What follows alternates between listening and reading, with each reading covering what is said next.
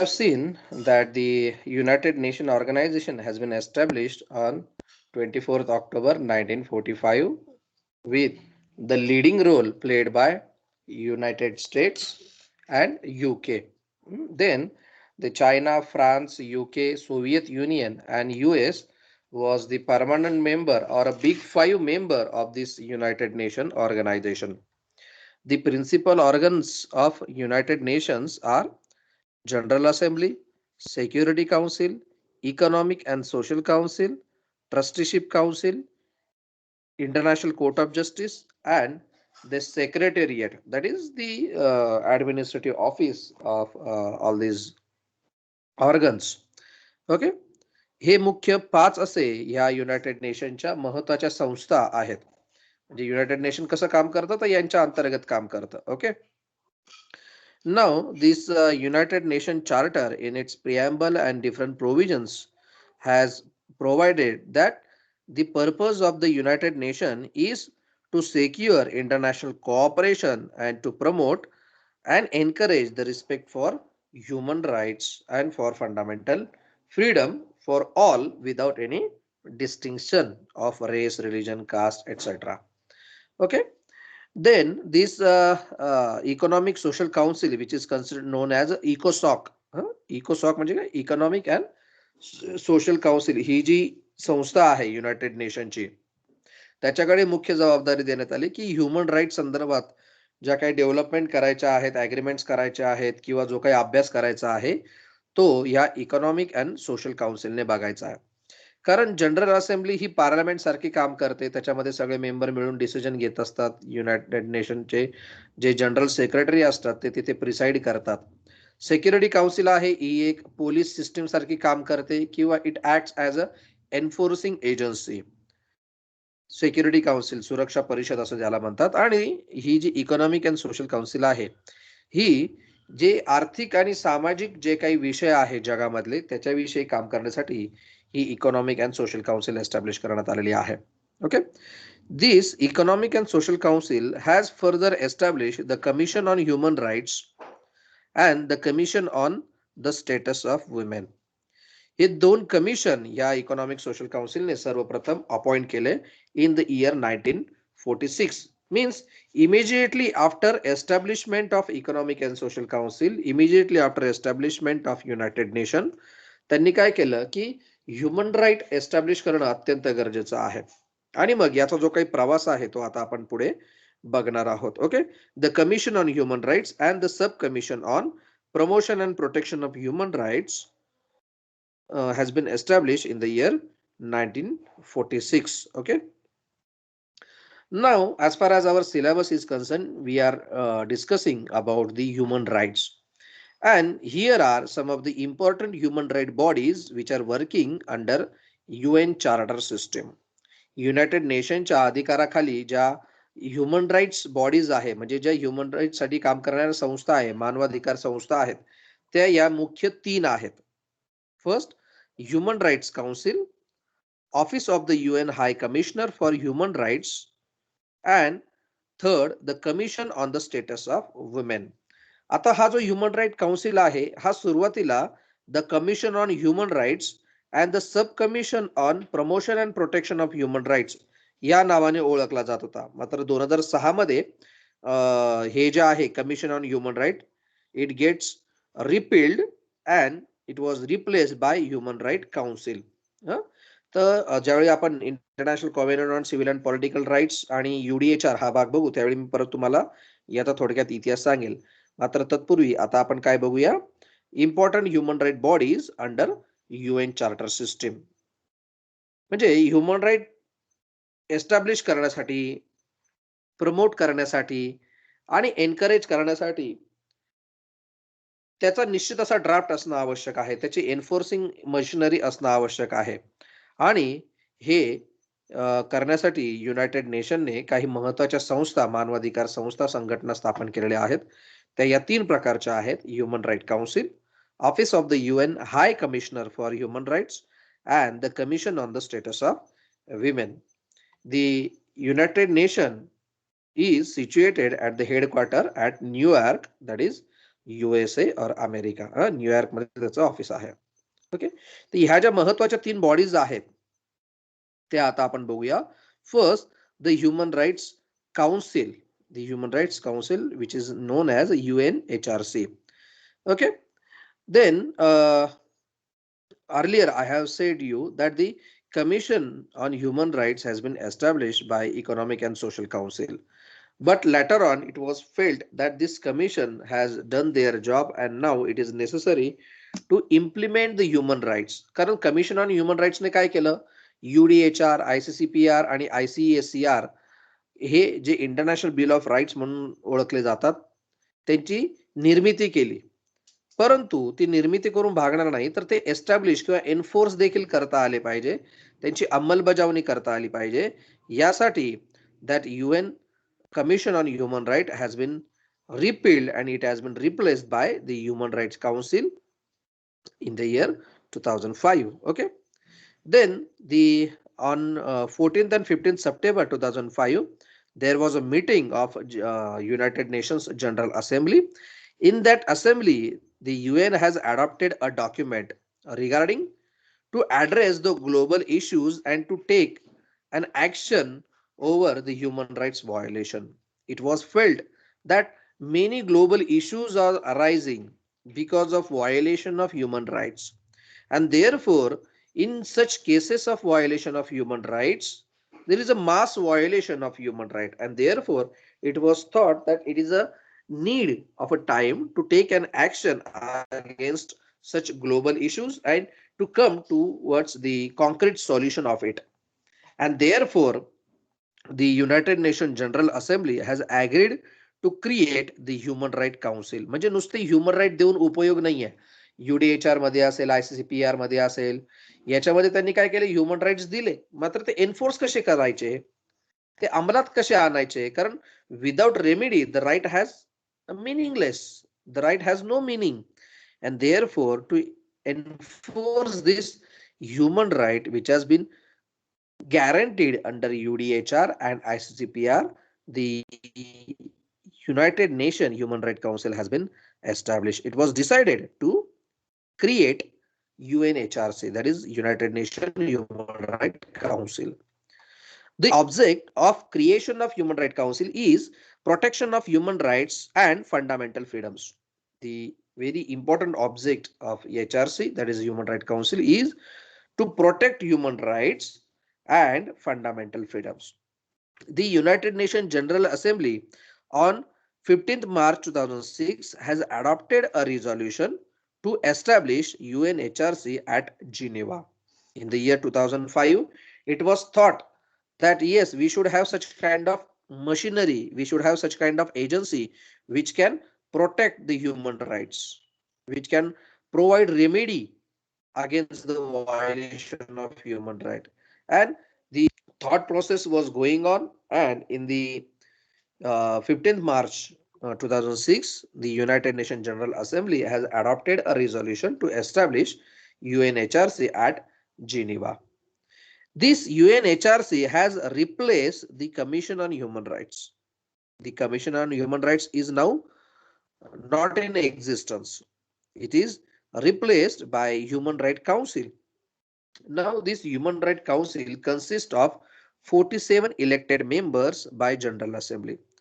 या human right council मध्ये कोण कोण आहेत, तर 47 इलेक्टेड मेंबर्स आहेत, निवडून दिलेले प्रतिनिधी आहेत. आता हे 47 कसे निवडायचे, तर जे कॉन्टिनेंट्स आहे, एशिया, युरोप, आफ्रिका, अमेरिका, यामधले जॉग्राफिकल रिप्रेझेंटेशनच्या आधारे 47 मेंबर्स निवडले जात असतात. Okay, then their main functions of these Human Rights Council is to establish the human right and to protect the human right, and for that purpose they can visit the countries, they can appoint an expertise committee to see towards the factual situation of violation of human rights. ज्या ठिकाणी violation of human right झालेला आहे, अशी तक्रार आलेली आहे, अशा ठिकाणी जाऊन ही ह्युमन राईट काउन्सिलचे मेंबर त्या ठिकाणी व्हिजिट करू शकतात.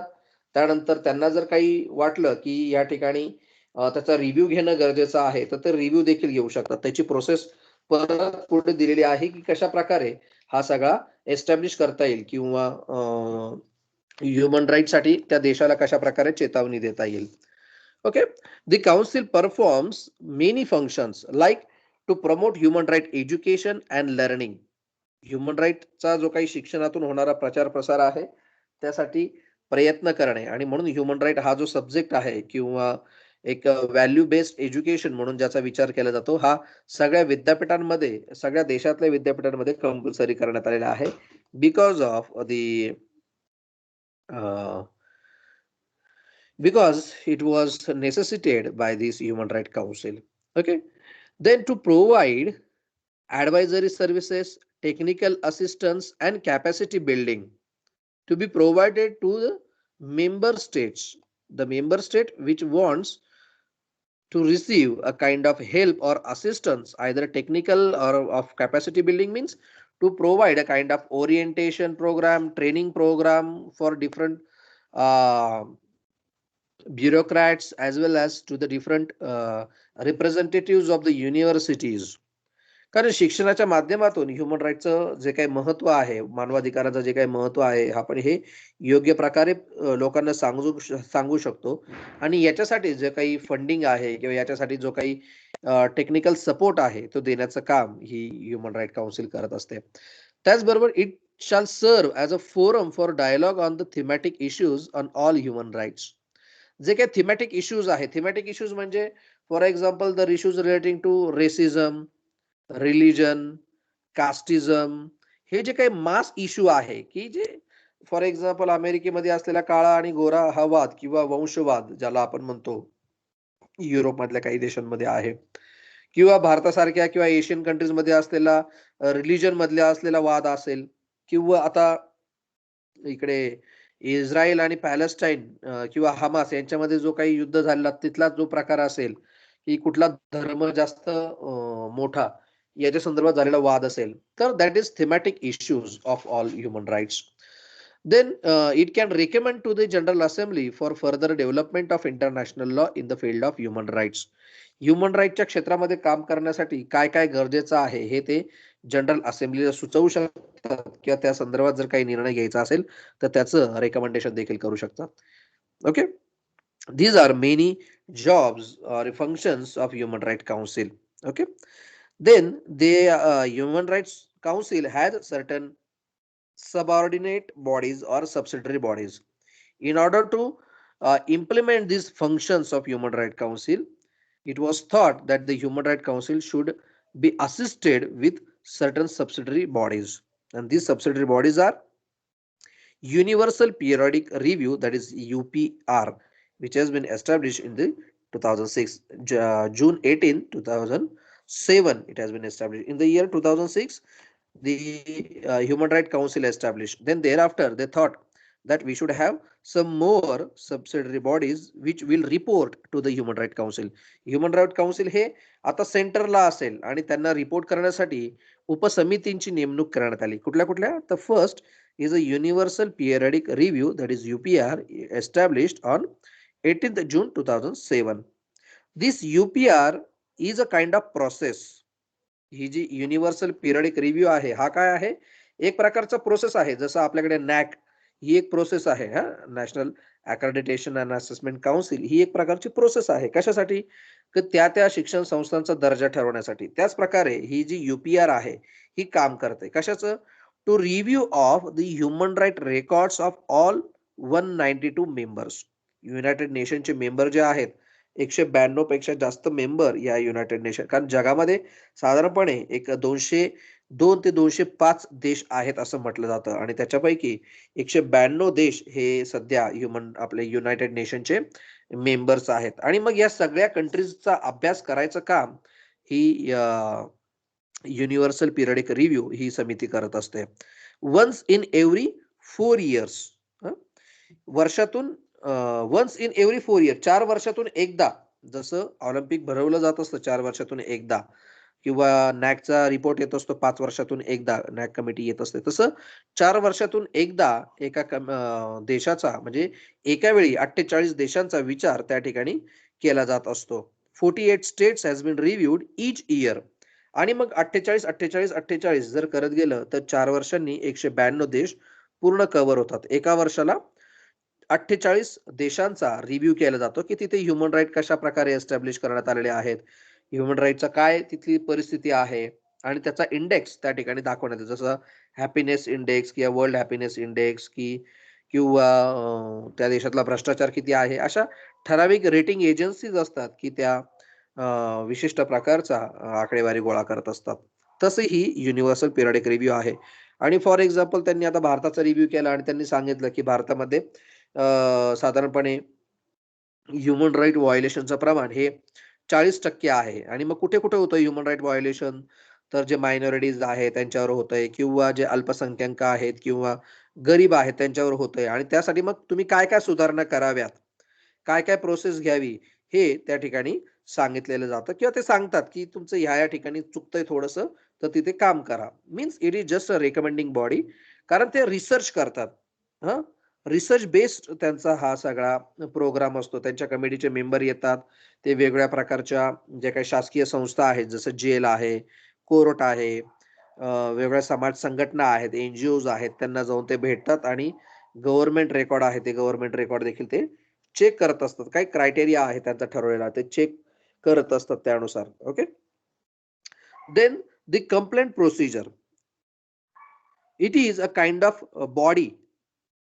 जसं काल एकाने प्रश्न विचारला होता, की ह्युमन राईटचं व्हायोलेशन झालं तर ते कसं एस्टॅब्लिश करायचं आंतरराष्ट्रीय कोर्टामध्ये किंवा ह्युमन राईट काउन्सिलकडे. त्यासाठी ही सेकंड नंबरची बॉडी एस्टॅब्लिश करण्यात आलेली आहे, which is known as complaint procedure, which has also been establish on June 18, 2007.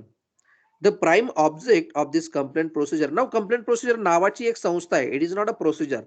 पण त्या संस्थेचं नावच त्यांनी कंप्लेंट प्रोसिजर असं नाव दिलेलं आहे. कारण त्यांचं काम काय आहे? प्रोसेस करायचं. जी काही कंप्लेंट त्यांच्याकडे रिसीव्ह होईल ती प्रोसेस करायचं काम ही कंप्लेंट प्रोसिजर करत असतं. To address consistent patterns of gross violation of human rights and fundamental freedoms. Gross patterns जो असतो, pattern of gross violation of human rights. Pattern म्हणजे काय? इंडिव्हिज्युअल केसेस काही आपल्याला बघायच्या नाहीयेत, की ए या व्यक्तीबरोबर झाला, बी या व्यक्तीबरोबर झाला. नाही. तर जो पॅटर्न असतो, फॉर एक्झाम्पल, की तिथल्या जो काही रिलिजियस मायनॉरिटी आहे, त्या लोकांवर होणारा अन्याय आहे किंवा तिथले जे ठराविक जातीमधले लोकं आहेत त्यांच्यावर होणारा अन्याय असेल किंवा तिथल्या ज्या इकॉनॉमिकली बॅकवर्ड पीपल आहे त्या लोकांवर होणारा अन्याय असेल, तर असा एक पॅटर्न ते शोधून काढतात. जसं भारतामध्ये रिलिजन आणि कास्ट या बेसिसवर डिस्क्रिमिनेशन केलं जात असतं. अनेक जिल्ह्यांमध्ये किंवा अनेक राज्यांमध्ये ही आपल्याला दिसून येते. व्हेअर जर आपण गल्फ कंट्रीजमध्ये गेलो, तर तिथे रिलिजियसच्या आधारावर डिस्क्रिमिनेशन केलं जात असतं. आपण युरोपकडे गेलो, तर तिथे वर्ण म्हणजे काळा, गोरा, निग्रो आणि व्हाईट पीपल यांच्यामध्ये भेदभाव केला जात असतो. म्हणजे this is a pattern of gross violation of human rights. ते शोधून काढायचं काम करतात आणि त्याच्यावर काय करतात ते? The communications that is a complaint by individuals, by groups or by NGOs can be filed or the victims of human right violation can file and communication or complaint with this complaint procedure authority. ही जी काही complaint procedure authority आहे त्यांच्याकडे जर आपण complaint दिली की अशा अशा प्रकारे ह्युमन राईटचं व्हायोलेशन भारतामध्ये होतंय किंवा जम्मू काश्मीरमध्ये होतंय किंवा महाराष्ट्रात होतंय, तर याची दखल घेण्याचं काम ही कम्युनिकेशन म्हणजे कंप्लेंट प्रोसिजर करत असते. कम्युनिकेशन म्हणजे काय? कंप्लेंट दाखल करायची आहे तिथे, ज्याला आपण सर्वसामान्य भाषेत कंप्लेंट म्हणतो. परंतु ही आंतरराष्ट्रीय संस्था असल्यामुळे त्यांना कुठल्याही देशाच्या राजकारणामध्ये किंवा समाजामध्ये हस्तक्षेप करण्याचा तसा डायरेक्ट अधिकार नसतो. Otherwise it will be a challenge to the sovereignty of that state. प्रत्येक देश सार्वभौम आहे आणि कोणीही आंतरराष्ट्रीय हस्तक्षेप सहन करत नाही. आणि म्हणून त्याला कंप्लेंट असं न म्हणता कम्युनिकेशन असं म्हटलं गेलेलं आहे. ओके. जर आपण ते दाखल केलं, कुठल्याही एखाद्या व्यक्तीने दाखल केलं, की आता असा-असा प्रकारचं तिथे शेतकऱ्यांचं हे चालू आहे, आंदोलन चालू आहे, मग शासन लक्ष घालत नाही, केंद्र शासन किंवा राज्य शासन बघा काय करायचंय, काय नाही, वगैरे, वगैरे. मग ती प्रोसिजर दाखल केली जाते. त्याच्यावर विचार केला जातो, की खरंच ही कंप्लेंट प्रोसिजर करणं किंवा त्याच्यावर ॲक्शन घेणं गरजेचं आहे काय? आणि त्यासाठी 2 वर्किंग ग्रुप स्थापन करण्यात आलेले आहेत. First the working group on communication and second working group on situation. मग हा जो वर्किंग ग्रुप ऑन कम्युनिकेशन आहे, हा काय करतो? ती जी काही परिस्थिती आहे, याची सत्य-असत्यता पडताळून पाहतो, की बाबा हे कम्युनिकेशन खरंच योग्य आहे का? काय त्याच्या मागची कारणं आहेत? कशाप्रकारे तिथे हा ह्युमन राइट व्हायोलेशन झालेला आहे? आणि ही जी सेकंड बॉडी आहे वर्किंग ग्रुप ऑन सिच्युएशन हा त्या फील्ड व्हिजिटवर जाऊन काम करतो, की खरंच त्या ठिकाणी काय परिस्थिती आहे. तिथल्या नागरिकांना, तिथल्या अधिकाऱ्यांना, तिथल्या कर्मचाऱ्यांना जाऊन तो भेटतो. शासकीय यंत्रणेला जाऊन भेटतो आणि तिथली जी काही सिच्युएशन आहे त्याच्यावर रिपोर्ट तयार करून ती ह्युमन राईट काउन्सिलला सादर करत असतो आणि मग ह्युमन राईट काउन्सिल त्याच्यावर निर्णय घेते, रेकमेंड करते आणि जनरल असेंब्ली समोर तो विषय मांडला जातो. Okay. Third body which is established under a Human Rights Council is the special procedure. The special procedure is a kind of mechanism. मगाशी आपण बघितली कंप्लेंट प्रोसिजर आणि आता आहे स्पेशल प्रोसिजर. ओके. दी मगाशी मी तुम्हाला थोडक्यात सांगितले. It is a mechanism. हा काय आहे? एक प्रकारची यंत्रणा आहे. कशासाठी? To address specific country situations or thematic situations. Working group on communication किंवा वर्किंग ग्रुप ऑन सिच्युएशन यांचा विचार झाल्यानंतर ते काय केले जाते, ही पुढे स्पेशल प्रोसिजरकडे ही कंप्लेंट फॉरवर्ड केली जाते, कम्युनिकेशन फॉरवर्ड केलं जातं. त्यांच्याकडे ते कम्युनिकेशन आल्यानंतर ते काय करतात, त्या देशाशी संबंधित, त्या देशाचा अभ्यास असणारे जे कोणी एक्सपर्टीज लोकं असतील, त्यांना बरोबर घेऊन ते काय करतात, हा विषय स्पेसिफिक कंट्री सिच्युएशनला अनुसरून आहे, की त्या कॉन्टिनेंटमधला हा विषय आहे, 2 देशांमधला विषय आहे, 2 राज्यांमधला विषय आहे. नेमकं याची ऐतिहासिक पार्श्वभूमी काय आहे, हे जाणून घेण्याचं काम करतात. And they do conduct the visits to the countries and act on individual cases. ते या स्पेशल प्रोसिजरमध्ये त्या देशाला जाऊन व्हिजिट करतात. त्या ठिकाणाला जाऊन व्हिजिट करतात, जिथे ह्युमन राईटचं व्हायोलेशन झालेलं आहे, अशी कंप्लेंट आहे. आणि त्यावर निर्णय घेण्याचं काम ते करत असतात. Then the advisory committee. Hmm?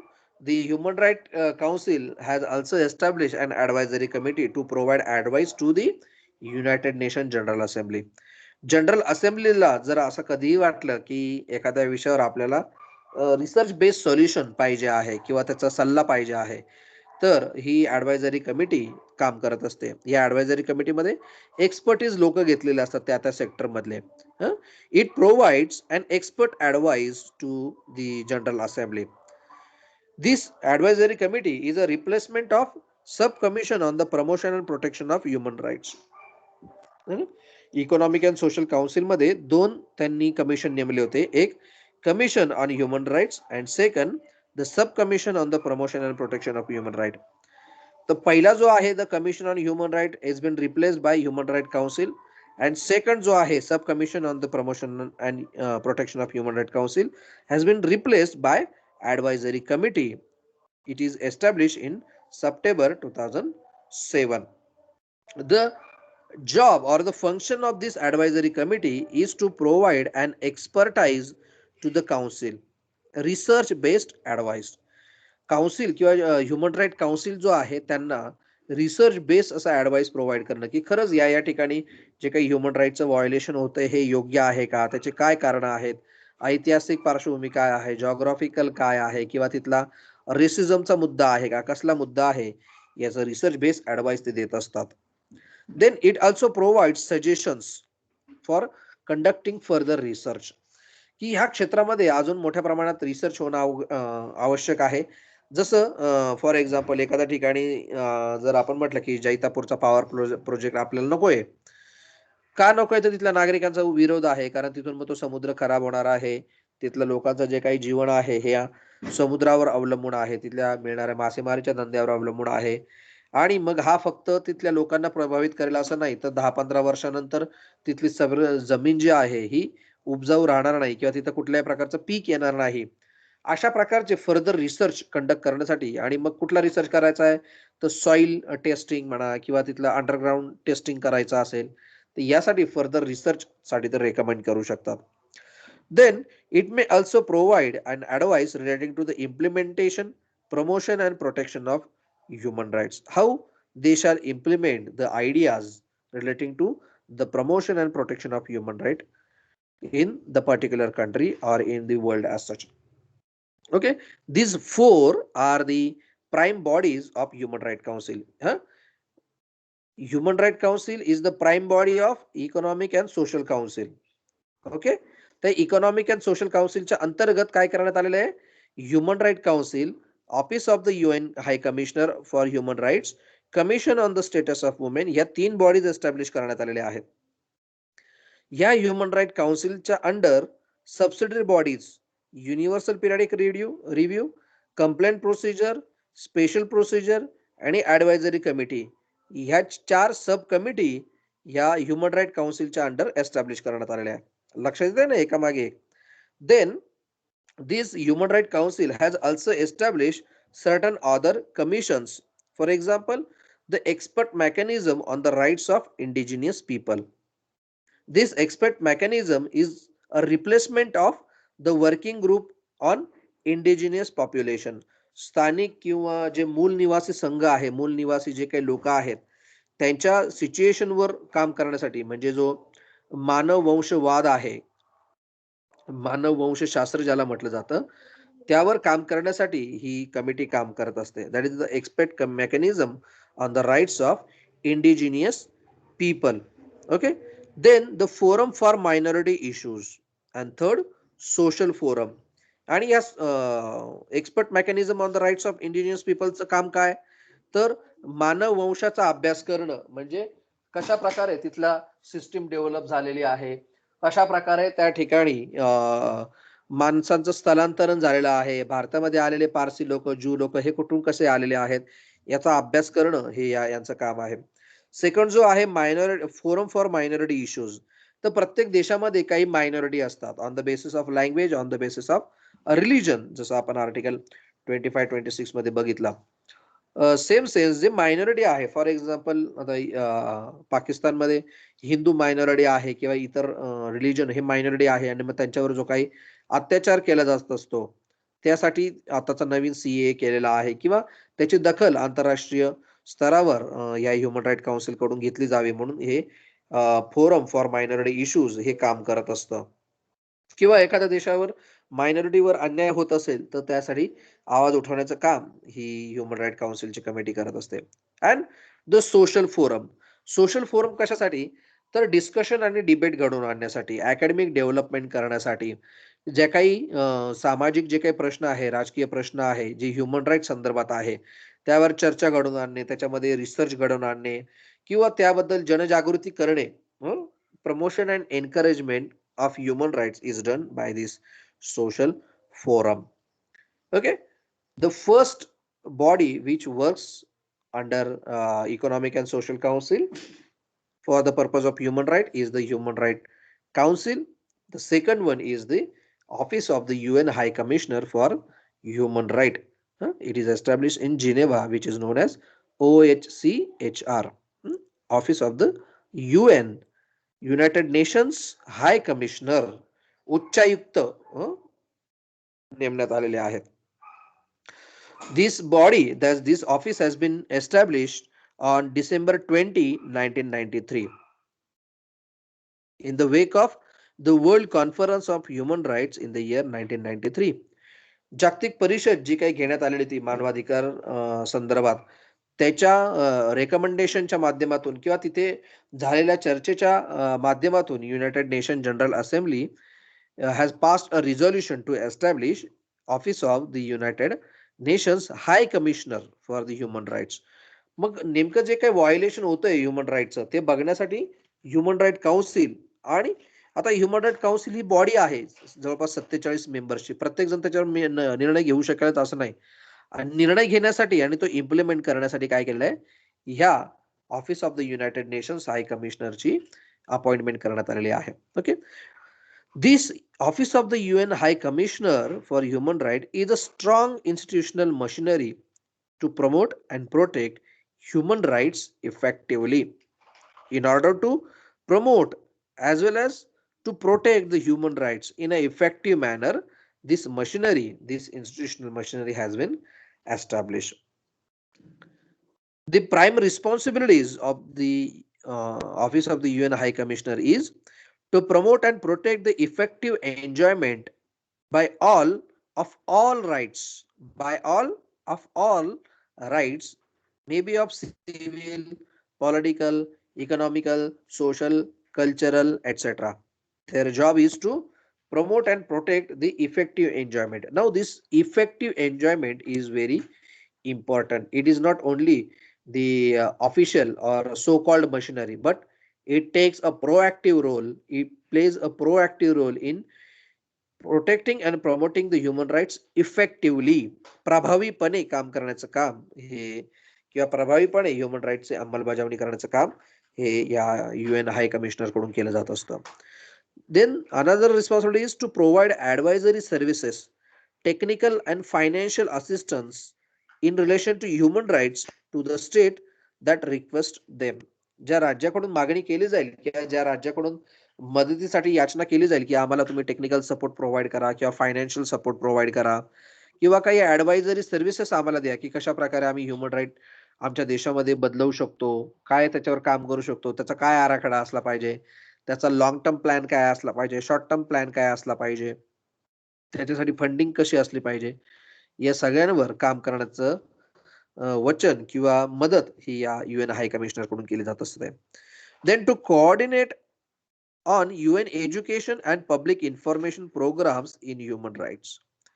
United nation करून जसं अफगाणिस्तान आहे किंवा अशा ज्या कंट्रीज आहे की जिथे सातत्याने युद्ध होतं किंवा तिथे शिक्षणाचं प्रमाण कमी आहे, अशा वेळेस तिथे युनायटेड नेशन कडून शिक्षण दिलं जात असतं. म्हणजे ज्या काही शिक्षण संस्था चालवण्याचा, त्यांचा पगार देण्याचा किंवा एस्टॅब्लिश करण्याचं काम हे युनायटेड नेशन कडून केलं जात असतं. जसं झालं जशा UN पीस फोर्सेस आहेत, शांतता सैन्य त्यांच्याकडे आहे, तशाच प्रकारे युनायटेड नेशन एज्युकेशन प्रोग्राम असतो तो या UN हाय कमिशनर कडून चालवला जात असतो. त्याचबरोबर पब्लिक इन्फॉर्मेशन, लोकांना जागृत करण्याचं काम या UN हाय कमिशनर कडून केलं जात असतं.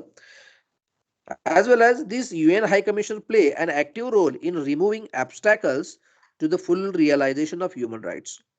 ह्युमन राईटचा इम्प्लिमेंटेशन करण्यासाठी ज्या ऑब्स्टॅकल्स आहेत, जे जे अडथळे आहेत, ते नष्ट करण्याचं, ते दूर करण्याचं काम हे UN हाय कमिशनर करत असतं.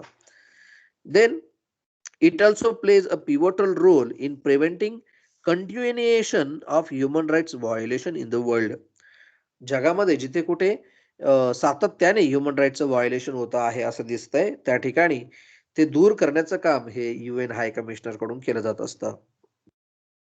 आणि पर्टिक्युलरली गल्फ कंट्रीज असतील, आफ्रिकन कंट्रीज असतील, या ठिकाणी हे काम मोठ्या प्रमाणात चालू आहे.